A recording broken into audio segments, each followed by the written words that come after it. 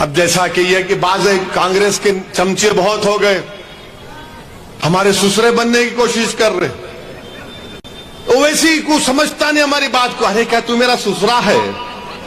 मैं अपनी ससुरे की बात नहीं सुनता हूं, सिर्फ बीवी की सुनता हूं, क्योंकि आप सब सुनते हैं, मैं भी सुनता हूं। घर को गए तो भड़काऊ भाषण नहीं दे सकते, घर में खाली नीचे मुंडी डाल के जी जी। इन्हों हमारे ससुरे बन रहे, हमारे को मशवरा दे रहे। अरे तुम हारमोनियम लेके बैठ जाओ, तुम मुझे मशवरा देने की जरूरत नहीं है। मुझे ये बताओ मोदी को कामयाब किसने किया?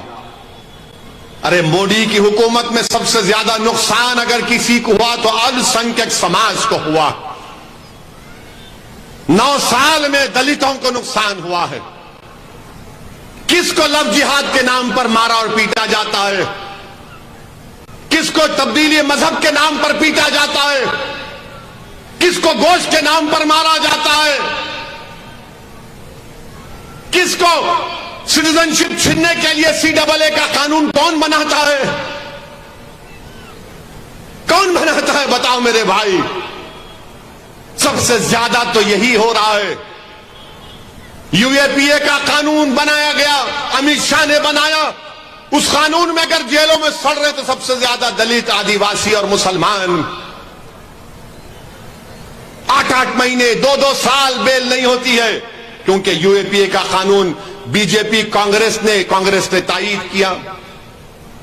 ये 9 साल का रिकॉर्ड है प्रधानमंत्री का।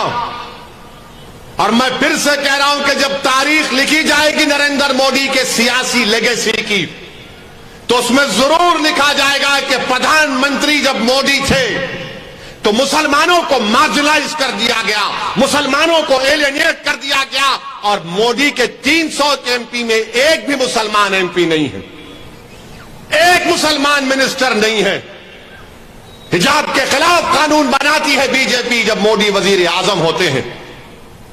मेरे अजीज दोस्तों और बुजुर्गों, बीजेपी अगर जीत रही है तो कांग्रेस की वजह से, ये सेकुलर पार्टियों की वजह से जीत रही है।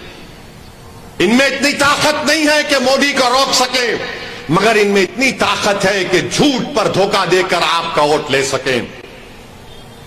अगर मोदी को हराना है तो आइडियोलॉजी पर मुकाबला करो। मोदी को हराना है तो देश की जनता को RSS और मोदी के खिलाफ करो। मोदी को हराना है तो बेरोजगार नौजवानों को हुकूमत के खिलाफ खड़ा करो। मोदी को हराना है 24 में तो किसानों को सामने खड़ा करो, गरीबों को सामने खड़ा करो, जिनकी आमदनी कम हो चुकी है। अगर आज एक मजदूर 100 रुपये कमाता था तो आज सिर्फ 50 रुपये कमा रहा है, और एक अमीर अगर आज 100 रुपये कमा रहा था तो आज 120 रुपये कमा रहा है। मगर ये लोग मोदी से मुकाबला करना नहीं जानते। ये कहना चाहते हैं कि सबसे बड़ा हिंदुत्व का नेता कौन है। इसीलिए महाराष्ट्र में आप देख रहे कि कांग्रेस और शरद पवार मिलकर उद्धव ठाकरे को मुख्यमंत्री बनाना चाहते हैं, जिसने विधानसभा में खड़े होकर कहा था कि हां, हमने बाबरी मस्जिद को शहीद किया था। जब तुम ये कहोगे और इसको मुख्यमंत्री बनाना चाहोगे तो फिर मोदी को कहां रोक पाओगे? मेरे अजीज दोस्तों और बुजुर्गों, मेरी आपसे दवन गुजारिश ये है कि आप मजलिस इत्तेहादुल मुस्लिमीन को मजबूत करिए। और मुझे यहां पर एक शेर किसी का था या किसी का एक डायलॉग था याद आ रहा है कि तुम्हारा गम है गम, तुम्हारा गम है गम, मुसलमानों का गम ख्वाब व कहानी है क्या? तुम्हारा गम है गम, मुसलमानों का गम ख्वाब और कहानी है क्या? तुम्हारा खून है खून, हमारा खून पानी है क्या? वाखिर दावा।